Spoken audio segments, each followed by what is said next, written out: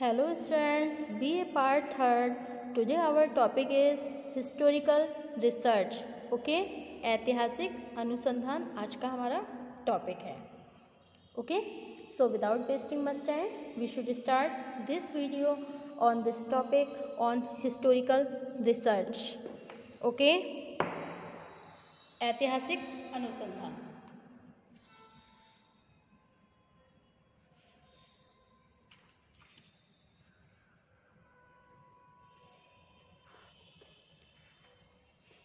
सामान्य शब्दों से कहा जा सकता है कि जो अनुसंधान ऐतिहासिक पद्धति पर आधारित होते हैं उन्हीं को ऐतिहासिक अनुसंधान कहा जाता है.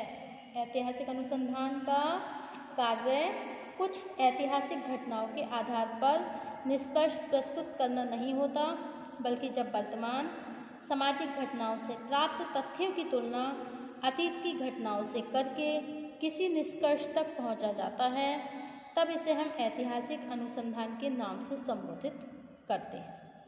सामाजिक घटनाओं के अध्ययन के लिए ऐतिहासिक अनुसंधान बहुत पहले से होता है. ऑगस्ट कॉम्ट ने मानव के बौद्धिक विकास की व्याख्या ऐतिहासिक आधार पर की है. स्पेंसर ने समाज के उत्विकास को तथा वेस्टरबर्ग ने अपनी पुस्तक हिस्ट्री ऑफ ह्यूमन मैरिज में विवाह से संबंधित विभिन्न रूपों को स्पष्ट करने के लिए ऐतिहासिक आधार को महत्व दिया है. Okay, according to PV young ने कहा है अबाउट द हिस्टोरिकल रिसर्च कि in reality no sharp line of demarcation can be drawn between two types of research. Each is dependent upon the other for development and verification. Okay? PV young ने बोला है वास्तव में विशुद्ध और व्यवहारिक अनुसंधान के बीच विभाजन की कोई निश्चित रेखा नहीं खींची जा सकती. अनुसंधान के यह दोनों स्वरूप सिद्धांतों के विकास और सिद्धांतों के सत्यापन के लिए एक दूसरे पर निर्भर है. ओके, वाई स्टीफन एम कोरे के अनुसार एस.एम. कोरे के अनुसार in reality the process by which practitioners attempt to study their problems scientifically in order to guide, correct and evaluate their decision and action is called action research. कोरी के अनुसार हमारी शिक्षण संस्थाएं तब तक सफलतापूर्वक काम नहीं कर सकती जब तक शिक्षक, छात्र, प्रशासक और प्रबंध तंत्र इस बात का मूल्यांकन नहीं करें कि उनके व्यवहार किस सीमा तक शिक्षा के हित में है.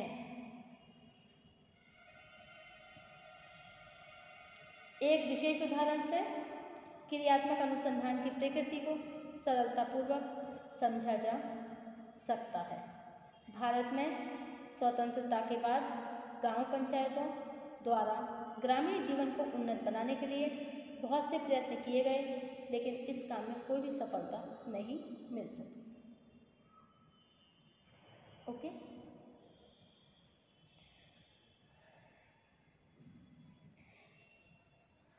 नाउ कार्ल मार्क्स ने सामाजिक परिवर्तन की प्रक्रिया को स्पष्ट करने के लिए इतिहास की भौतिकवादी व्याख्या प्रस्तुत की है. सारोकिन ने सामाजिक गतिशीलता की प्रकृति को स्पष्ट करने के लिए विभिन्न सांस्कृतिक समूहों के ऐतिहासिक अध्ययन पर भी बल दिया है. इसी तरह स्पेंसर ने अपनी पुस्तक डिक्लाइन ऑफ द वेस्ट, पश्चिम का पतन, में ऐतिहासिक आधार पर उन दशाओं को स्पष्ट किया जो पश्चिम सभ्यता के पतन का कारण है. इसके अतिरिक्त मैक्स वेबर, टायनबी, घुरियर, कापड़िया जैसे विद्वानों ने भी सामाजिक संस्थाओं की विवेचना करने के लिए ऐतिहासिक अनुसंधान को महत्वपूर्ण माना है। ओके, इस संबंध में रैडक्लिफ ब्राउन ने लिखा है कि जब वर्तमान में प्रयुक्त होने वाली घटनाओं को अतीत की घटनाओं के क्रमिक विकास की कड़ी के रूप में देखकर उनका अध्ययन किया जाता है, तब ऐसे अध्ययन को ऐतिहासिक अध्ययन अथवा ऐतिहासिक अनुसंधान कहा जाता है। ऐतिहासिक अनुसंधान की प्रकृति को एक उदाहरण द्वारा सरलता से समझा जा सकता है। कार्ल मार्क्स ने ऐतिहासिक घटनाओं का अध्ययन करके यह देखा कि आदिम साम्यवादी युग से लेकर सामंतवादी युग तक तथा पूंजीवादी युग से लेकर समाजवादी युग तक जब कभी भी उत्पादन की प्रणाली मोड ऑफ प्रोडक्शन में परिवर्तन हुआ, तब लोगों के सामाजिक संबंधों, सामाजिक संगठन, संस्थाओं की प्रकृति और व्यक्ति के व्यवहारों में भी परिवर्तन हुआ। इस आधार पर मार्क्स ने यह निष्कर्ष दिया कि उत्पादन की प्रणाली में होने वाला परिवर्तन सामाजिक परिवर्तन का सबसे प्रमुख कारण है। यह निष्कर्ष ऐतिहासिक अनुसंधान की प्रकृति को स्पष्ट कर देता है। ओके, स्पष्ट है कि ऐतिहासिक अनुसंधान का आधार आगमन का सिद्धांत है। आगमन का सिद्धांत एक ऐसा तरीका है जो अतीत की कुछ विशेष घटनाओं के आधार पर वर्तमान घटनाओं के बारे में एक सामान्य निष्कर्ष देता है। उदाहरण के लिए, यदि बाल अपराधियों का अध्ययन करने पर यह पाया जाता है कि सोहन के परिवार का वातावरण अनैतिक होने के कारण उसने अपराधी व्यवहार करना शुरू कर दिया। मोहन के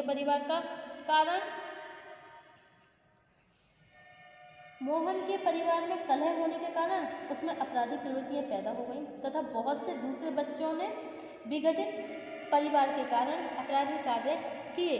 तो ये निष्कर्ष निकलता है कि टूटे परिवार बाल अपराध का एक प्रमुख कारण है।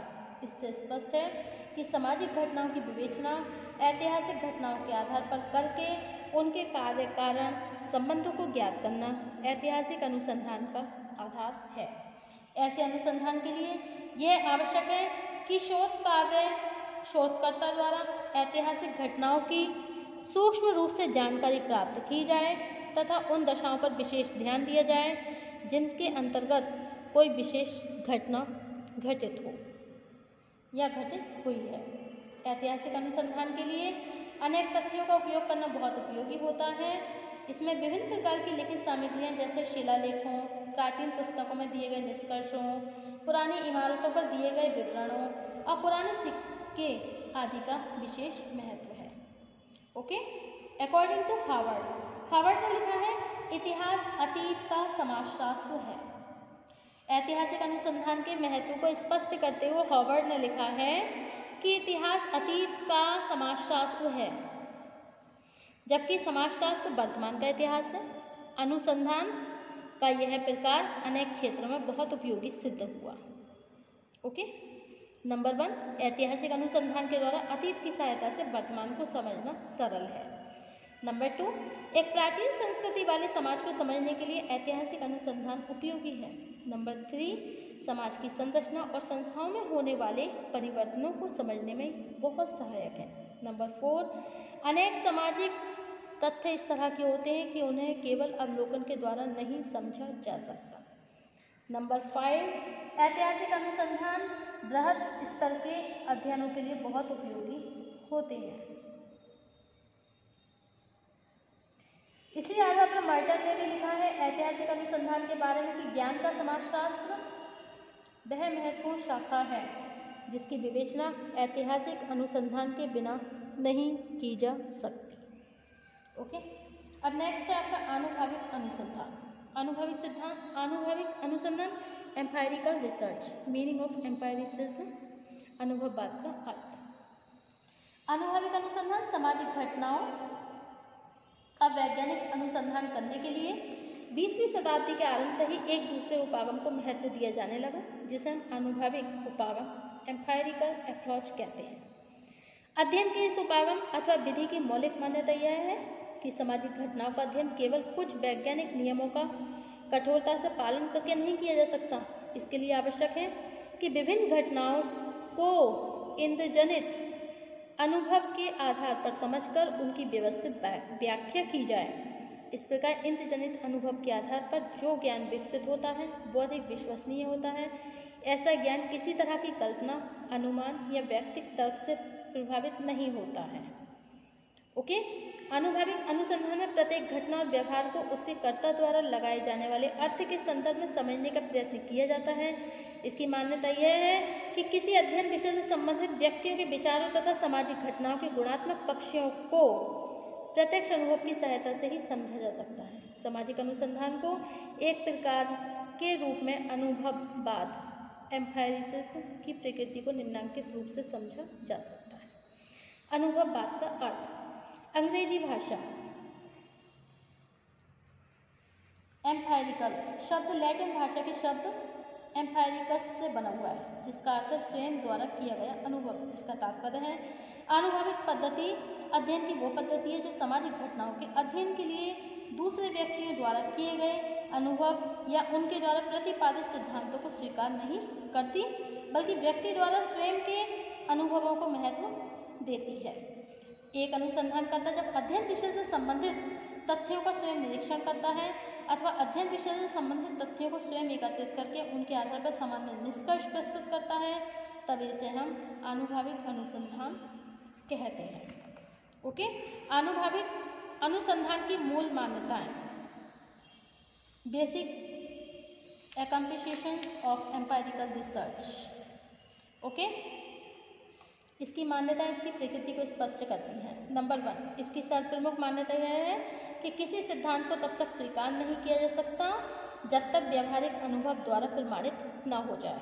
नंबर 2, सामाजिक अनुसंधान को आनुभविक दृष्टिकोण के आधार पर वैज्ञानिक रूप दिया जा सकता है। नंबर 3, आनुभविक अनुसंधान दार्शनिक तर्कों या बुद्धिवादी विवेचना को स्वीकार नहीं करता। नंबर 4, अनुसंधान का आनुभविक प्रकार यह मान्यता है कि अनुभव से प्राप्त तथ्यों का सांख्यिकीय विश्लेषण करके किसी सामाजिक तथ्य से संबंधित प्रवृत्ति को समझा जा सकता है। नंबर 5, अनुभववाद ऐतिहासिक अध्ययन में विश्वास नहीं करता है। इसकी व्याख्या और सामान्यीकरण का आधार वर्तमान में प्राप्त होने वाले तथ्य हैं। Okay, thank you for watching my YouTube channel. Thank you so much guys. Next topic होगा हमारा आनुभविक अनुसंधान के प्रकार। Thank you.